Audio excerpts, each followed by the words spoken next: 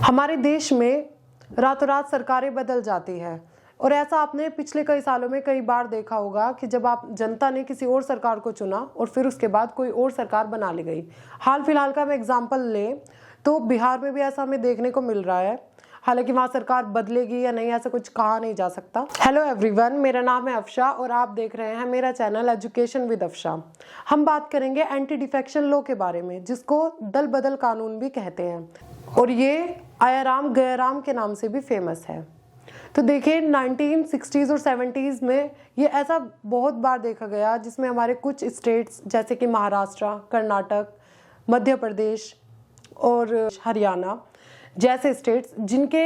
जहां पर जनता ने किसी और पार्टी को चुना और उनके एमएलएज ने किसी और पार्टी को ज्वाइन कर उसकी सरकार बना ली और जो जनता के द्वारा चुनी गई सरकार थी उसको गिरा दिया गया। ऐसे में देखिए बहुत सारे नुकसान हैं, क्योंकि इंडिया में इलेक्शंस को एक फेस्टिवल्स की तरह मनाया जाता है और यहाँ पर पब्लिक के इमोशंस किसी भी पॉलिटिकल पार्टी से बहुत जेन्युइन होते हैं और वो बहुत इमोशनली जुड़े हुए होते हैं। ऐसे में अगर फॉर एग्जाम्पल आपने ऐसे में किसी और पॉलिटिकल पार्टी को चुना और उनके एमएलएज ने किसी और पार्टी को ज्वाइन कर लिया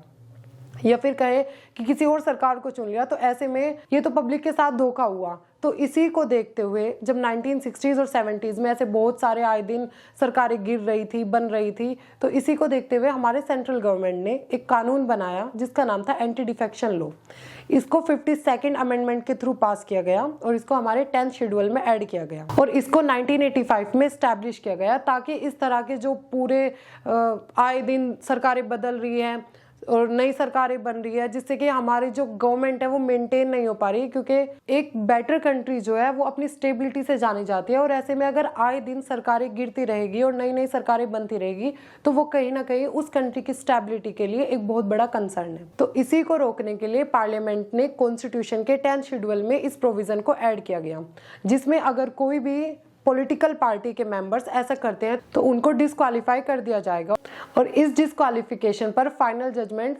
उसके स्पीकर का होगा। एंटी डिफेक्शन लॉ के अंदर 4 प्रोविजंस दिए गए हैं। सबसे पहला प्रोविजन, कोई भी XYZ पॉलिटिकल पार्टी का अगर कोई मेंबर अपनी मेंबरशिप वॉलेंटरीली यानी अपनी मर्जी से छोड़ता है उसको डिस्क्वालीफाई कर दिया जाएगा। इसमें सेकंड प्रोविजन है कि अगर आप इंडिपेंडेंट कैंडिडेट है और आपको पब्लिक ने इंडिपेंडेंटली जिताया है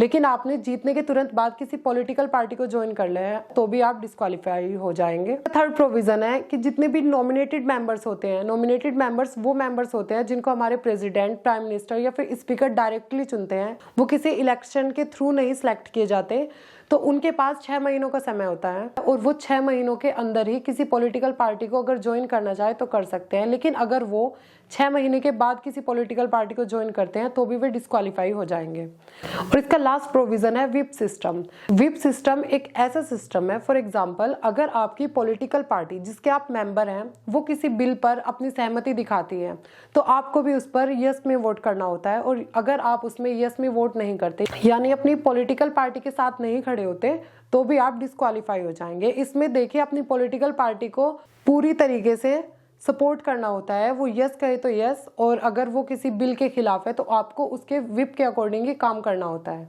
इसका एक एक्सेप्शन भी है कि अगर आप किसी भी पॉलिटिकल पार्टी के 2/3 मेंबर्स उस पॉलिटिकल पार्टी से रिजाइन करना चाहे और कोई और पॉलिटिकल पार्टी ज्वाइन करना चाहे, फॉर एग्जांपल अगर किसी पॉलिटिकल पार्टी में 100 लोग हैं और उसमें से 70 उसके आइडियोलॉजी से खुश नहीं और वो किसी और पॉलिटिकल पार्टी को ज्वाइन करना चाहते हैं, तो ऐसे में ये प्रोविजंस उन पर नहीं लागू होंगे और वो डिस्क्वालीफाई नहीं होंगे। ऐसा ही हमें हाल ही में महाराष्ट्र में भी देखने को मिला और ऐसा ही एक्सेप्शन हमें अभी देखने को मिला है महाराष्ट्र में, जिसके बहुत सारे मेंबर्स ने उस पॉलिटिकल पार्टी को छोड़कर एक दूसरी पॉलिटिकल पार्टी ज्वाइन कर ली और अपनी दूसरी सरकार बना ली। और यही है anti defection law. Anti defection law बहुत ही इंपॉर्टेंट लॉ बनाया गया था क्योंकि हमारे इंडिया में इलेक्शंस को फेस्टिवल की तरह मनाया जाता है और ऐसे में अगर आए दिन सरकारें बदलेंगी, ऐसे में पब्लिक के जो सेंटिमेंट्स होते हैं वो भी हर्ट होते हैं। और हमारे देश की जनता MP MLAs को देखकर नहीं, इलेक्शंस पॉलिटिकल पार्टी को देखकर वोट देती है और ऐसे में अगर वही पॉलिटिकल पार्टी आप चेंज कर देते हैं तो ऐसे में उनका विश्वास पूरी तरह से टूट जाता है और यही देखकर इस कानून की जरूरत पड़ी थी। हमने इस वीडियो में जाना एंटी डिफेक्शन लॉ के बारे में। जल्दी ही मैं आपसे दूसरी वीडियो में मिलूंगी किसी और टॉपिक के साथ। एंड वन मोर थिंग, अगर आपको मेरी वीडियोस पसंद आ रही है तो please like share and subscribe and और मेरे चैनल को ज़्यादा से ज़्यादा सपोर्ट करें।